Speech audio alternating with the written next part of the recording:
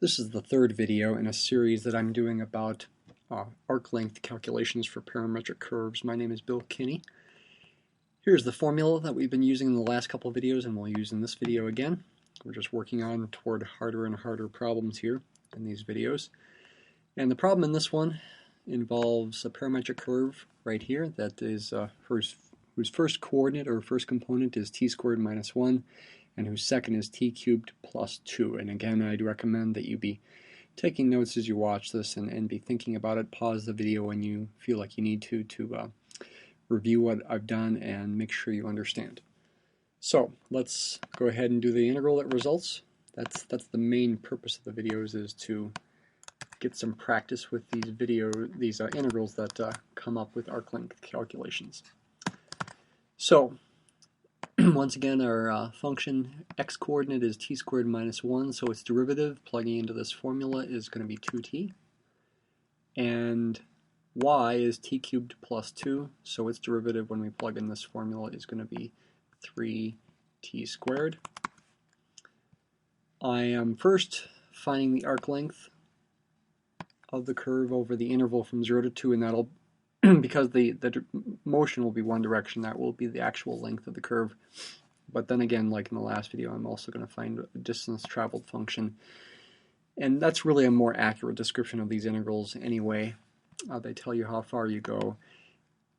And in that second part, I'll keep the upper limit of integration a variable. So first of all, we are integrating from 0 to 2 because that's going to be the interval here from 0 to 2. So here's the integral we have to do. Simplify a little bit.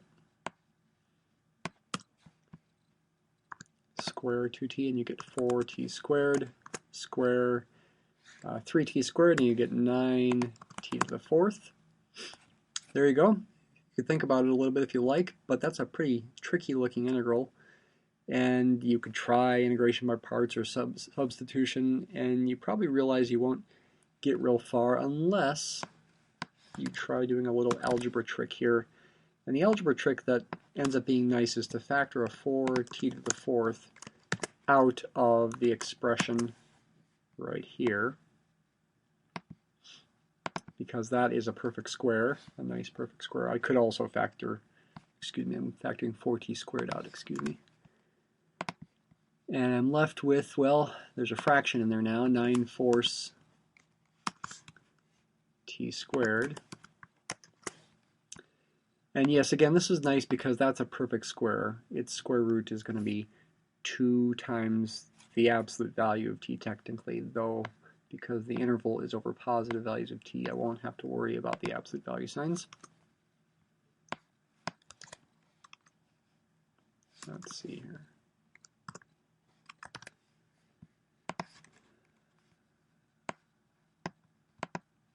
Sorry about this here. So I'm going to rewrite this, get rid of the 4t squared there, and make it an absolute value of 2t out here, though again we'll get rid of the absolute value signs and just write a 2t. Wow, that's kind of big. That's smaller. And now, if you look at this, you realize that a substitution is going to help. Hopefully you realize. Why don't you see if you can take a guess, pause the video and see if you can take a guess what substitution will help. If you're back, here's the substitution we want. We want to let u equal 1 plus 9/4 t squared, because then du is going to be, well, almost what we have here. Du is going to be, bring down the 2, you're going to get 9/2 t dt. So that's going to imply that 2t dt, which can be obtained from this expression by, let's see, multiplying by 4/9, is going to get a 2. 4/9 times 9/2, if you think about it, write it down, the 9's will cancel and you'll be left with a 2. So you're going to get to this expression by multiplying by both sides by 4/9. So our integral now becomes what? 2t dt becomes 4/9 du.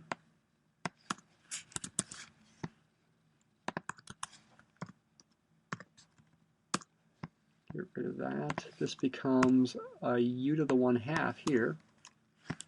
Square root of u to the 1/2.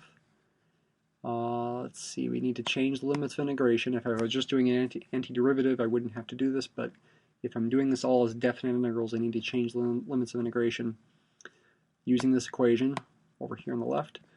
When t equals 0, plug in t equals 0 into that equation, you'll get u equals 1. And then coming back here and plugging in the upper limit, t equals 2.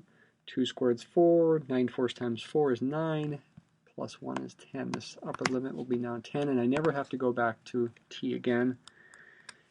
And let's see here, so we will do this integral. We'll raise the power by 1/2 to get 3/2, by 1 to get 3/2, and then divide by 3/2 as well.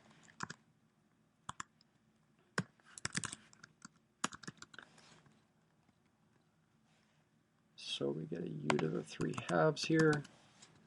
This is all being evaluated from u equals 1 to u equals 10.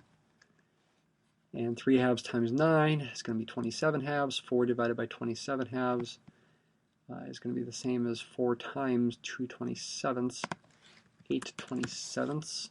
Hopefully I'm not making mistakes. 10 to the 3/2 is 10 times square root of 10. 1 to the 3/2 is 1. So this is the answer. I guess we can check the work. Hopefully, again, I haven't made a mistake. I'll go back to the original integral.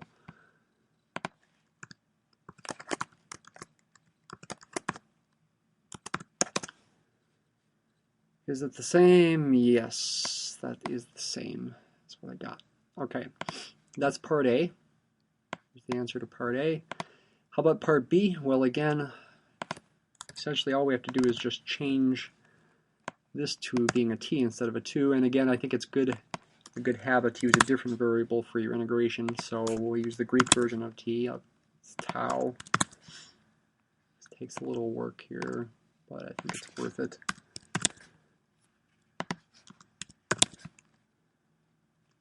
Again, people sometimes get lazy at this point and they don't bother changing the variable inside. Sometimes we use a different letter like u or whatever, but I'm using tau. But I think, again, it is a good habit both to be technically right and also to just be conceptually to realize the distinction between what's the true variable for this function. This is a distance traveled function. It is a function of t ultimately at the end. The tau is just what's sometimes called a dummy variable. Let's see, I know it's taken time here, but it's worth the time. Alright, be careful here. This 0 becomes a 1 still, just like before. The t becomes now a 1 plus 9/4. Now I have a t in there, t squared, for that upper limit of integration. This is going to get put over here. U will be that. And instead of 10 root 10, we're going to get this function times the square root of itself, because it's being raised to the 3/2 power. I also could just write it to the 3/2 power instead of like this. We can see what Mathematica does with it here. It may not put it in the exact same form, but we shall see here.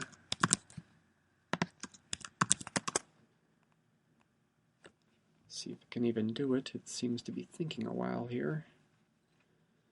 There we go.